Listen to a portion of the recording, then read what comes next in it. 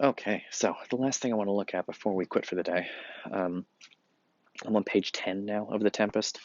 Um, we've talked about Prospero and his daughter, Caliban and Ariel.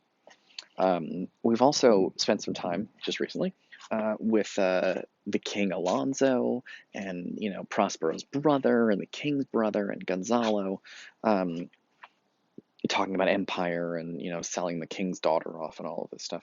But there's another group, and by the way, with the Prospero Miranda group, they meet Ferdinand, who's the king's son, all alone. And he meets Miranda and falls in love with her. We have not talked about that. But we also haven't talked about Trinculo and Stefano, who are the idiots of the play. They're the dum dums. Trinculo and Stefano are it's like a butler and like the court jester, but the point is that they're morons, and they get separated by themselves. They don't find each other at first. At first they think they're at first they're alone, but they meet up pretty quickly, and they meet up with Caliban.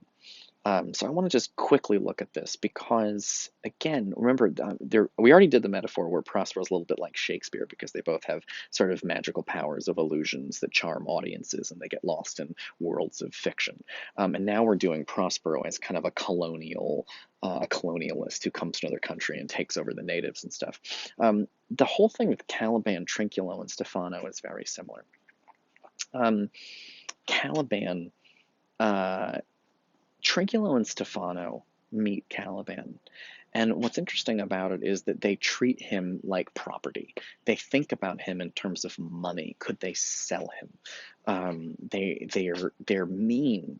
They're stupid. They're idiots. They're drunks, and they're mean. But it's worth pointing out the ways in which they see him mirror. They treat him badly in just the same way that Prospero does. They see him not as a person, but as a way to get to profit and cash.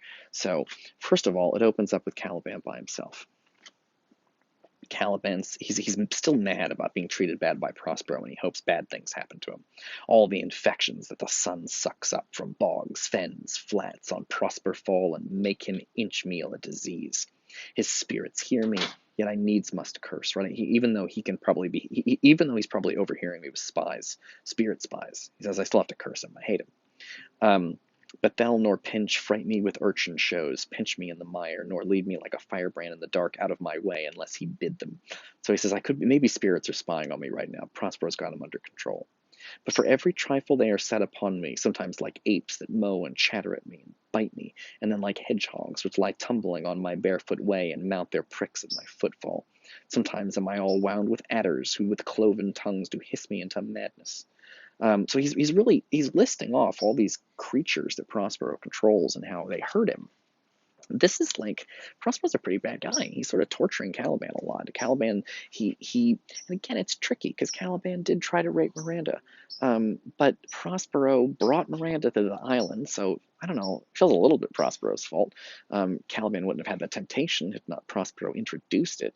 Um, and then Prospero sort of sends snakes into his bed at night to kind of bite him and treat him badly. So you get more details about Caliban's treatment. Um, Caliban then sees.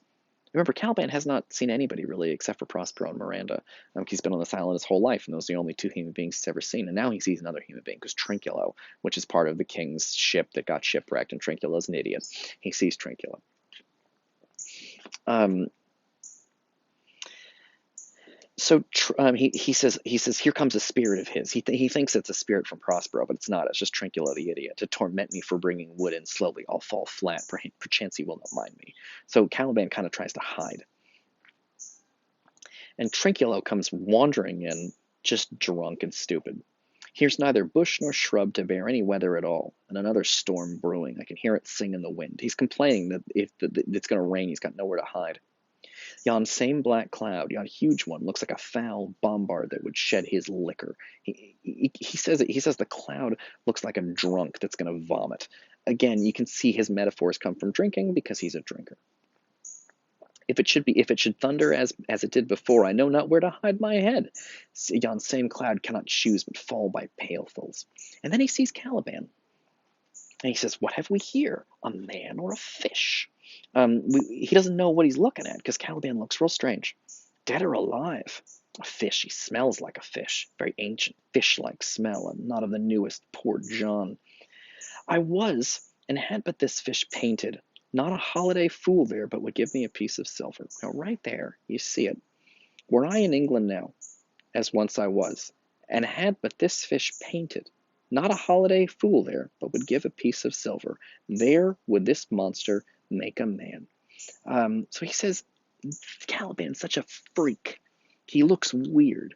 And he said, if I got this guy all dressed up fancy and took him to England and put him in a cage, people would pay me money just to look at him. He wants to put Caliban in a freak show to make money. It's You see the selfishness and the cruelty and the stupidity of these people. That Prospero may be terrible for coming to the island and enslaving everybody for power, but Trinculo is a mirror. It's the same thing. Prospero sees Caliban and he turns him into something useful for Prospero. Trinculo's first thought upon seeing Caliban is he could make him something useful. He could take him back and put him in a freak show in a cage and get people to pay him money. And then he says a really depressing thing. He says, he says you get a lot of money. There, this monster could make a man. The joke being that monsters and men are opposite, but this monster could make Trinculo a rich man. Any strange beast there makes a man. While they will not give a doit to relieve a lame beggar, they will lay out 10 to see a dead Indian. They will not give a doit, that's a small amount of money. When they will not give a doit to relieve a lame beggar, they will lay out 10 to see a dead Indian. Very depressing. He says all these people in London, where he's from, or London, I think he's talking about Italy. Does he say London? Well, now I don't remember. Now I've got to look at it. I guess he doesn't say London. I guess the point is he wants to go back to were I in England now? He does say England. He says, were I in England now, I could get money for this guy. And then he says, these people in England, well, they're so selfish and stupid. They'll pay money to see anything. They love to see freak shows. They'll pay money for freak shows. And he says, these people, because Indians, but when he says Indian, he means Native American. He says the Native Americans,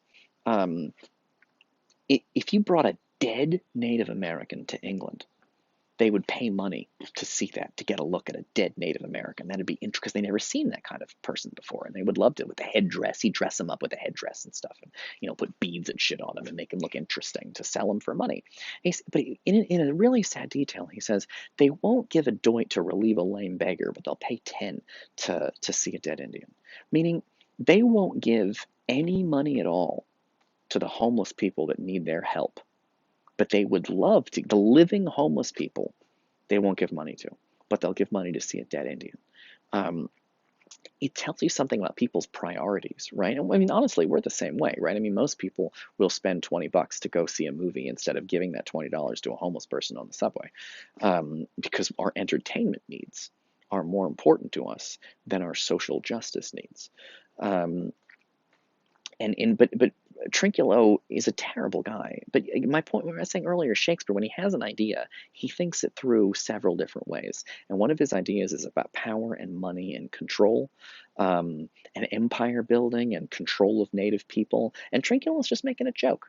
It's not a big deal. He's not going to do this. This play does not. He doesn't get Caliban back to England and sell him for money. But the point is that when he sees a living creature, he thinks, how can I use this guy to make money for me personally? And it's the same way Prospero sees the way Prospero sees Caliban too on the island. The same way the king sees his daughter. The same way Aeneas saw Dido. These men are building their empires on the backs of native people. And all they can think about is how to make cash, how to get power, how to get money. And what makes Shakespeare neat is that when he has an idea, it shows up in 4 different areas. It's in Prospero, it's in King Alonso, it's in Aeneas, it's in Trinculo, it's in Gonzalo's little speech about founding the perfect commonwealth, which will have no kings. How are you going to do that? You're going to have to be king. All right.